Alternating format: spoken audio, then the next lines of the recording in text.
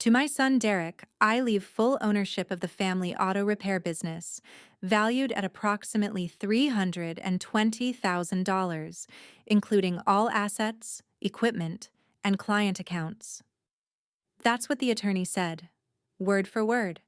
I can still hear his voice, flat and professional, like he was reading a grocery list instead of ripping my life in half. Derek was already grinning before the man finished the sentence. He leaned back in his chair, crossed his arms, and looked at my mother like they'd just won the lottery. And maybe they had. Mom had her hand on his arm, squeezing it, proud, glowing. She didn't look at me once. Not once. Derek tilted his head in my direction and said, "Well, that's that. Guess Dad knew who actually deserved it." Mom nodded slowly and added, without even turning her eyes toward me, "You should be grateful he left you anything at all, Colleen." The attorney slid a small piece of paper across the table. "And to my daughter Colleen, I leave the contents of storage unit 14B. Derek laughed out loud. A real laugh. The kind that fills a room and pushes everyone else into the corners. "What is that? Your old prom dress?" I sat there holding that little piece of paper while they high-fived each other. I didn't cry. I didn't argue. Because 3 days later, the accountant called me directly. And everything satisfying that ever happened in my life started with that phone call. My name is Colleen Avery.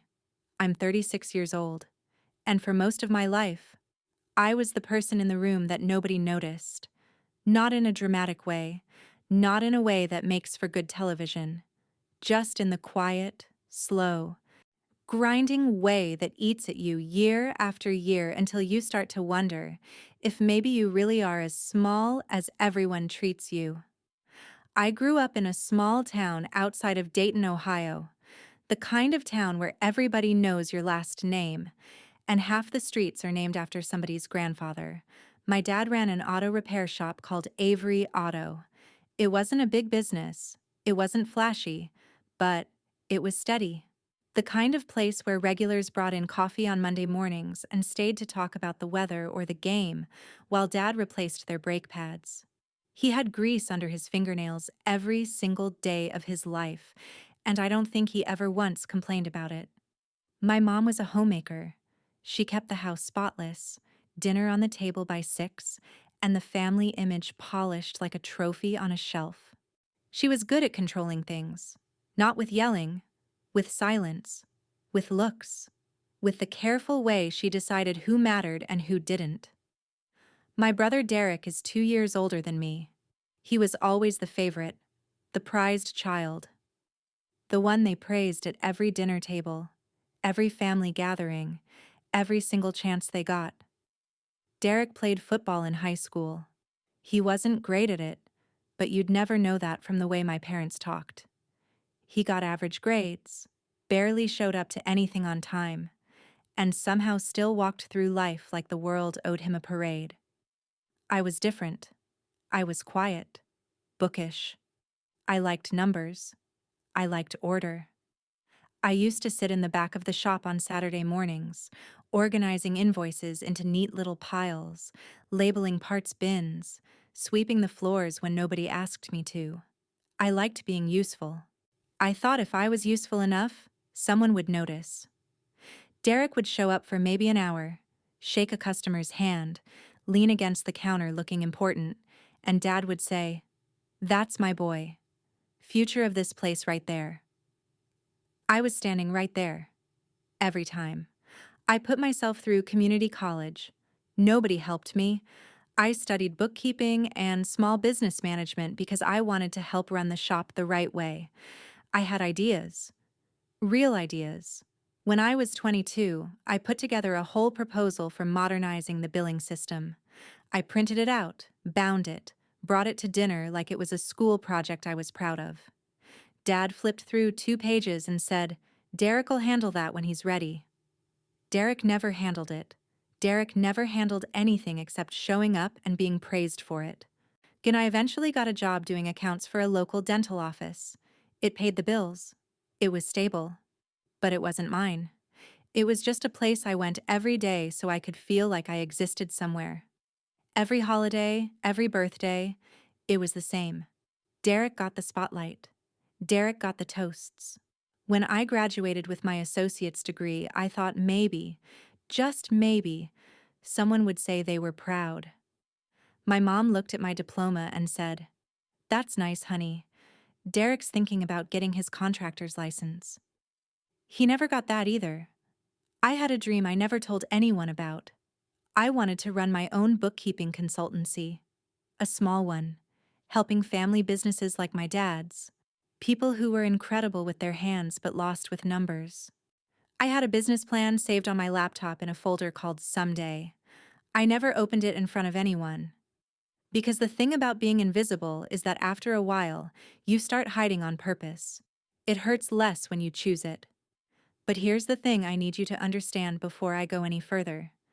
Despite all of it, I loved my father. I loved him deeply.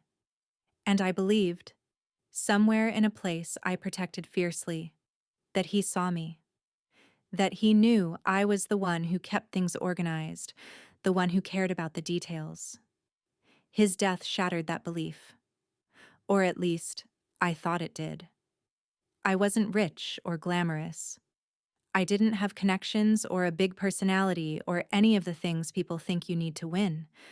But I had something they didn't expect. I had every receipt, every number, every truth they thought they'd buried. What if you've ever been the person in your family who does everything and gets nothing, who holds it all together and then gets handed a box while someone else gets the keys, then this story is already yours. I'm going to tell you exactly what happened after that phone call. But I need you to do something first. If you've ever felt invisible in your own family, drop a comment right now. Just one word. Invisible. Overlooked. Forgotten. Whatever fits. I want to know I'm not alone in this. And if you haven't yet, subscribe to this channel because stories like this don't get told enough. Hit that like button so this reaches someone who's sitting in their car right now, wondering if they even matter. They do. You do. Now let me take you back to the day my father died and the week that broke me open. The funeral was on a Thursday. A gray, cold Thursday in November, the kind of day where the sky looks like it's pressing down on you. I organized everything. The flowers, white lilies, because Dad once said they reminded him of his mother's garden. The obituary, which I wrote and rewrote 4 times at my kitchen table at 2 in the morning. The reception food, which I ordered from the Italian place Dad loved on Route 35. I called every single one of his old clients personally. Every one. Mr. Hendricks, who'd been bringing his Buick to the shop since before I was born. Donna Castillo, who cried on the phone for 10 minutes before she could say a word. Tommy Briggs, who said my dad once fixed his truck for free when he couldn't afford it and he never forgot. I called them all because someone needed to, and I knew it wouldn't be Derek. Derek showed up to the funeral 40 minutes late. He walked in wearing a brand new jacket, the tags barely removed, with his hair styled like he was going to a dinner party. He positioned himself at the front of the room, right next to the casket, and gave a speech. A speech he clearly wrote in his car on the way over. He talked about carrying on the legacy and making Dad proud and stepping into the role Dad always prepared him for. People nodded. Mom cried softly. I sat in the 3rd row and felt something crack inside my chest. Not break. Crack. The kind of crack that doesn't heal because nobody acknowledges it happened. At the reception, a family friend named Donna Whitfield came up to me. She put her hand on my arm and said, "Your dad always said you had the best head for numbers in the family." My heart swelled. For 1 second, I felt seen. Then my mother appeared behind me like a shadow. "Oh, Colleen helped here and there," she said smoothly. "But Derek is the one who really understood the business. He's going to make his father proud." She said it with a smile, and Donna nodded politely and walked away. I swallowed it. Again. 2 days later, we were in the attorney's office. You already know what happened there. Derek and Mom arrived together. I arrived alone. The attorney read the will methodically, page by page. The business, all $320,000 of assets, the building lease, the client list, every wrench and lift and diagnostic tool went to Derek. Everything. And to me, he left the contents of storage unit 14B. No description, no context, just a unit number. Derek said, "Dad always knew I was the one." Mom said, "You have your little job, Colleen. You'll be fine." I drove to the storage facility alone that evening. The sun was setting and the fluorescent lights in the hallway buzzed like angry insects. Unit 14B was small, maybe 6 feet by 8 feet. Inside were 2 cardboard boxes. The first box held old clothes, Dad's work flannels, faded and soft from years of washing. A pair of steel-toed boots with the soles worn down. A grease-stained cap that still smelled like motor oil and sawdust. The second box was heavier. It had random papers, old photographs with curled edges, and what looked like junk. Receipts bundled with rubber bands. A scratched-up USB drive. An envelope I didn't open. I sat on the cold concrete floor of that storage unit and I cried. Not because of the money, not because of the business, because I believed he saw me. And this felt like proof that he didn't. 3 days later, my phone rang. A number I didn't recognize. I almost didn't answer. "Ms. Avery, my name is Gerald Mott. I was your father's accountant for the last 11 years. I need to speak with you. Privately." I didn't say anything for a few seconds. He continued. "There are things about that business your brother doesn't know. And there are things your father wanted you, specifically you, to have. Can we meet?" My hands were shaking. I looked at the box of old clothes sitting in my hallway, the one I hadn't moved since I brought it home. "What do you mean? Things he wanted me to have?" Gerald paused. Then he said quietly, "Your father was a smarter man than anyone gave him credit for, especially your mother." Within 1 week of inheriting the business, Derek started making changes. Not improvements, declarations.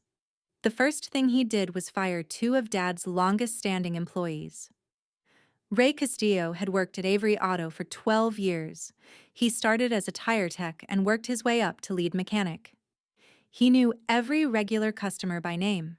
He knew which cars had recurring problems and which ones just needed a kind word and an oil change. Pete Sawyer had been there for 10. He was quiet, reliable, showed up early, stayed late, never complained. Derek fired them both on a Monday morning. No warning, no severance, no thank you.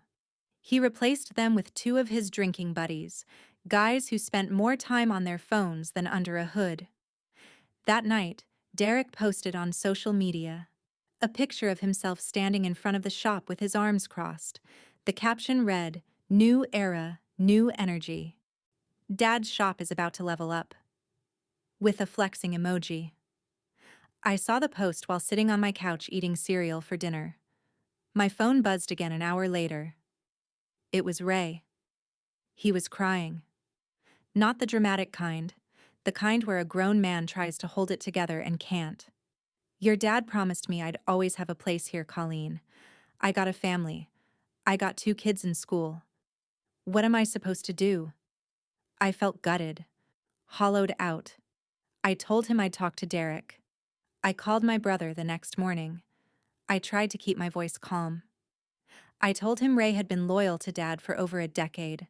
I asked him to reconsider. Derek laughed. Not a small laugh. The kind that tells you the person on the other end doesn't see you as a real person. "You got your box of clothes, sis. Stay in your lane." I hung up and sat there staring at my phone. A few hours later, a group text came through from Mom. "Derek is the owner now. Respect the process. He's doing what's best for the business." I wasn't just excluded.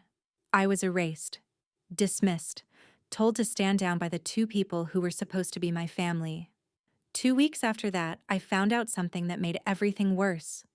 I ran into an old family friend at the grocery store, a woman named Linda who'd been close with both my parents for years. We got to talking, and she said something that stopped me cold. She told me my mother had spent the last year of Dad's illness pressuring him to rewrite his will. Originally, Dad had a 50-50 split. Equal shares. The business to both of us. But Mom pushed. Hard. And she told Dad that Colleen didn't need it, that I'd just sell it, that Derek was the natural choice. She wore him down during chemotherapy sessions, while he was weak, while he was dying.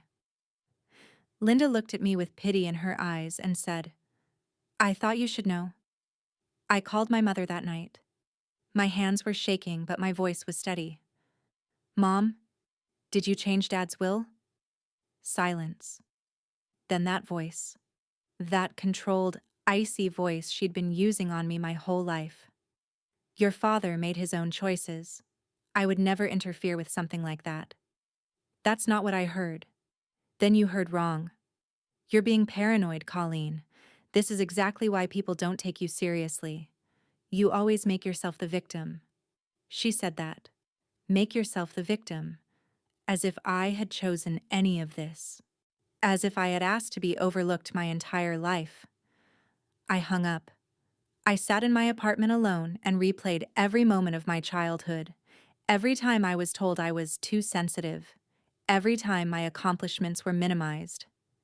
Every time I reached out and got nothing back. I stared at the 2 boxes from storage unit 14B sitting against my wall. I almost threw them away. I walked them to the door. I almost carried them to the dumpster. Almost. A month after the will reading, Mom hosted a family barbecue. I don't know why I went. Maybe I still wanted it to be normal. Maybe I thought this time would be different. That's the trap, isn't it? You keep going back to the people who hurt you because the hope is louder than the pain. Derek was there with his new girlfriend, Ashley, who had already started redecorating the shop's front office. She'd replaced Dad's old wooden sign with a modern acrylic one. She'd thrown out the coffee mug collection the regulars used to drink from. She'd put up fairy lights in an auto repair shop. At dinner, Derek stood up with a beer in his hand and announced he was expanding the business. He talked about new equipment, new marketing, a new website. Then he looked at me and grinned. Too bad Colleen couldn't help out. She's more of a filing cabinet kind of girl. Everyone laughed. Mom, the uncles, Ashley, even my cousin, who I used to think was on my side.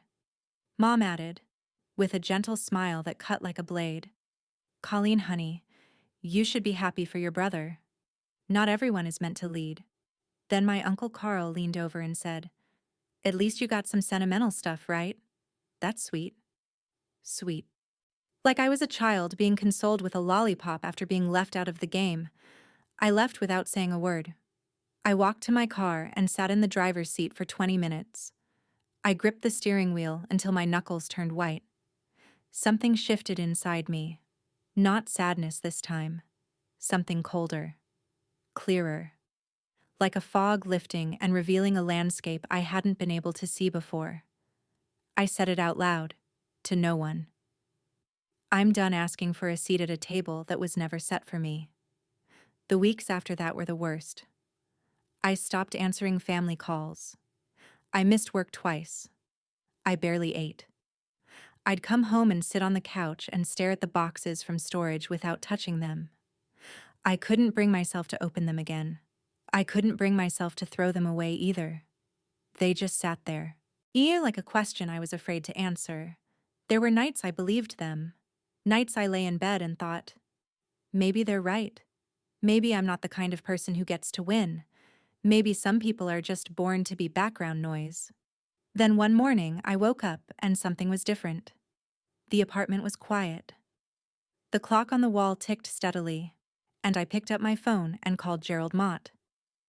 "I'm ready to meet." We met at a diner 2 towns over.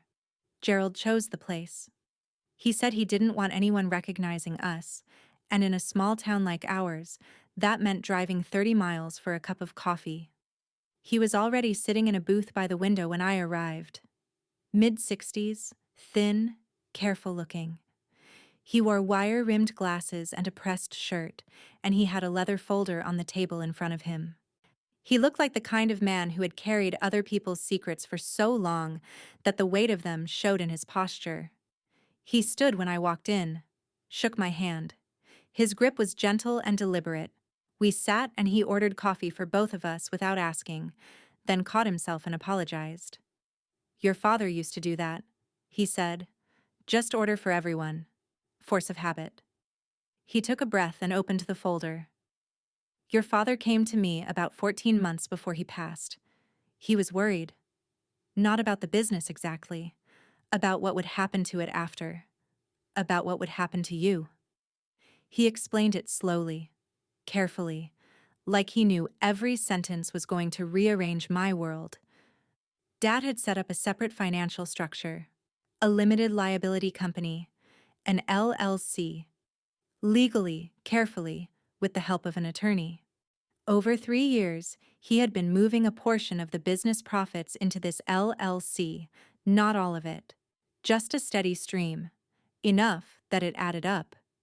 The LLC held $187,000 in liquid assets, and it was registered solely in my name, Colleen Avery, sole owner. Gerald looked at me over his glasses and said, "Your dad told me? If anything happens to me, Derek gets the shop because his mother will make my life hell otherwise. But the real money, the savings, the good accounts, those go to Colleen. She's the only one who'll use it right." I couldn't speak. Gerald kept going. He told me to go back to the second box, the one with the papers. He said underneath the old photos and the rubber-banded receipts, there was a sealed envelope. Inside that envelope were the LLC formation documents, a USB drive with 3 years of full accounting records for the business, and a letter from my father. To me. "There's something else," Gerald said, his voice dropping.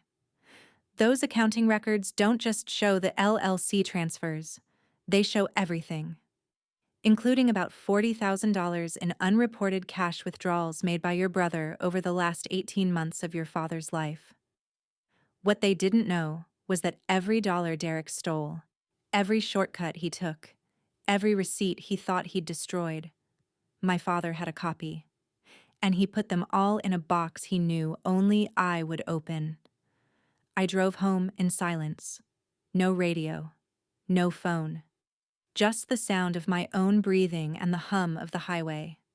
I pulled the second box out of the hallway and sat on my kitchen floor. I dug through the photos, past the old birthday cards, past the rubber bands and the faded papers.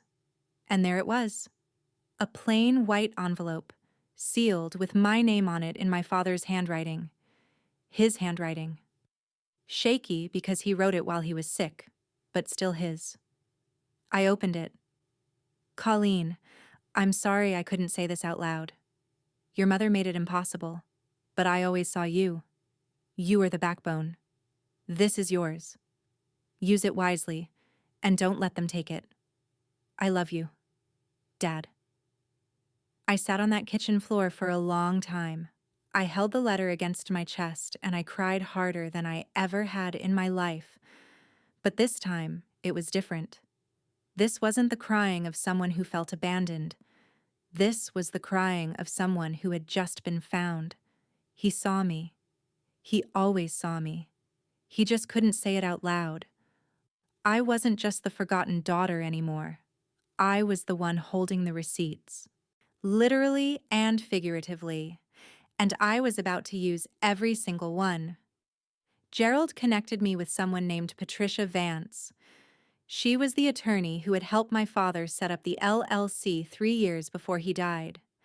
Semi-retired, mid-60s, with short silver hair and reading glasses that she wore on a chain around her neck like a piece of armor she could deploy at any moment. She lived alone in a house full of law books and houseplants, and she had the sharpest eyes I'd ever seen on a person. She didn't waste time on pleasantries. When I sat down in her living room for the first time, she handed me a glass of water and said, "Your father sat in this same chair and cried, Colleen. He said, I can't protect her while I'm alive, but I can protect her when I'm gone. I made him a promise. I intend to keep it." I almost broke down right there, but she held up a hand. "Not yet. We have work to do." She wasn't cold, she was focused, and she was exactly what I needed. We spent the next several evenings going through every piece of paperwork, every transaction log, every entry on the USB drive. Patricia explained how the LLC worked. It was airtight, legally formed, properly funded, registered with the state. The money was mine. No court, no will amendment, no angry brother could take it. It existed outside the estate entirely. But the records showed something else, too. Something that changed the shape of everything. Derek had been making unreported cash withdrawals from the business for the last 18 months of Dad's life. Roughly $40,000. No employment agreement. No documented salary. No tax filings. He just took money whenever he wanted. And because Dad was in and out of hospitals during that time, nobody was watching. Nobody except Dad himself, who had quietly asked Gerald to track every penny. Patricia laid it all out for me one evening while the kitchen timer buzzed in the background and the room smelled like chamomile tea. "The LLC funds are yours. That's done. But these records show criminal financial activity, embezzlement, tax evasion. We can report this to the IRS. We can file with the state board. And we can let the system do what systems do." She looked at me over her glasses. "We don't go to them. We don't argue. We don't beg. We let the paperwork speak." One night, while we were sorting through bank statements, Patricia stopped and took off her glasses. She rubbed her eyes and said quietly, "I became a lawyer because my brother got everything and I was told to marry well. Sound familiar?" I nodded. She put her glasses back on and said, "That's why I'm here." But there were warnings too. She was honest about what would happen. "Once you do this, there's no going back. Your mother will never forgive you. Your brother will call you every name in the book. The family you've been trying to belong to your whole life will close its doors permanently." "Are you sure?" I hesitated. Not because I doubted the facts, not because I thought Derek deserved protection, but because part of me, that small bruised part that had been reaching out for approval since childhood, still wanted them to just love me. Meanwhile, Derek was running the business into the ground. When he took out a $50,000 loan against the shop's equity to buy a flashy new truck, he posted photos of it online with captions like "boss moves" and "legacy upgraded." Mom was telling relatives at church that Derek was doubling the business. The reality was different. Two of Dad's biggest clients had already left because the service quality had dropped off a cliff. Ray's replacement couldn't diagnose a check engine light. Pete's replacement showed up hungover 3 days out of 5. The shop that Dad built with his bare hands was crumbling, and the people who claimed to love it most were the ones tearing it apart. I made my decision on a Tuesday night. I was sitting in my apartment. The window was cracked open and I could hear the neighbors' wind chimes and a distant train. Dad's flannel shirt was draped over the back of my chair. I'd taken it out of the box and I couldn't bring myself to put it away. I picked up the phone and called Patricia. "Do it. File everything." There was a pause on her end. Then she said, "I already drafted it. I was just waiting for you to say the word." Patricia filed a formal financial audit request through the probate court. She cited irregularities in the estate's business records. She presented the preliminary evidence. The court agreed to a mandatory review meeting. Derek and Mom were legally compelled to attend.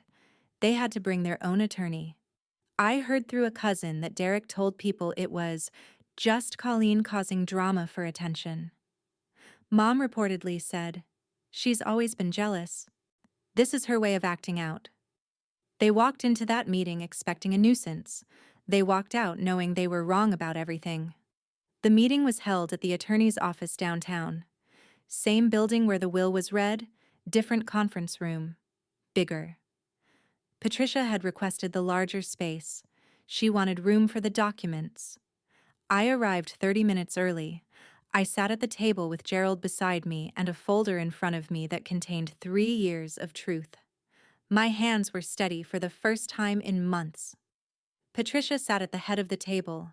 She had a legal pad, 2 pens, and the quiet confidence of a woman who had been preparing for this moment since she made a dying man a promise.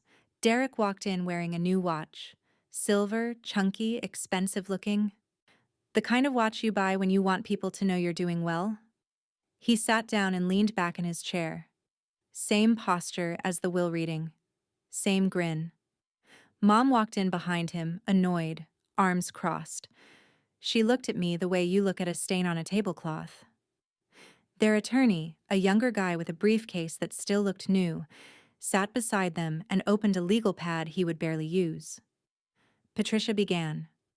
We're here because there are significant financial discrepancies in the business records of Avery Auto, spanning the 18 months before Mr. Avery's death.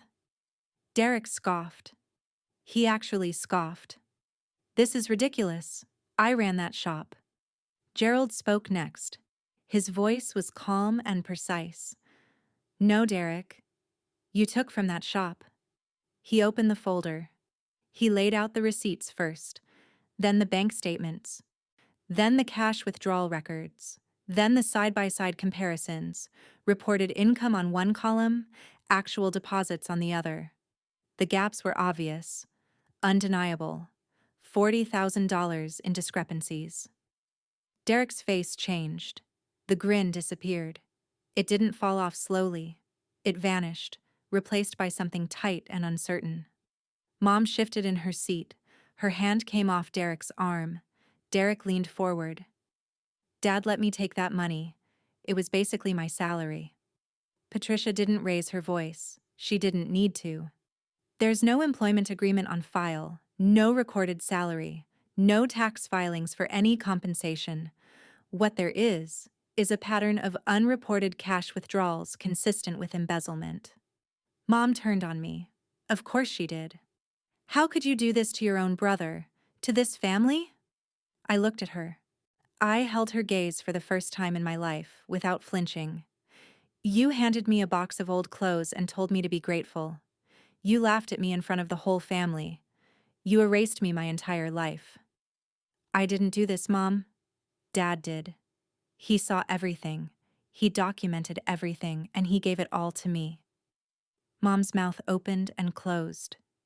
Your father would never. He wrote me a letter, Mom. You want to read it?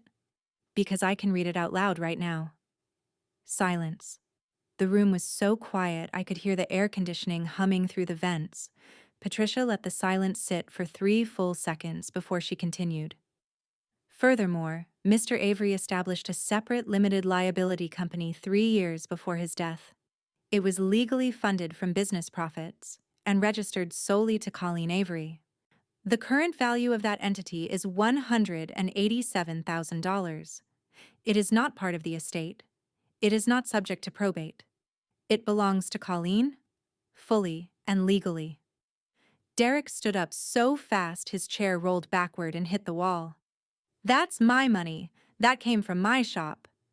Patricia looked at him the way a teacher looks at a student who just gave the wrong answer on a test they should have studied for.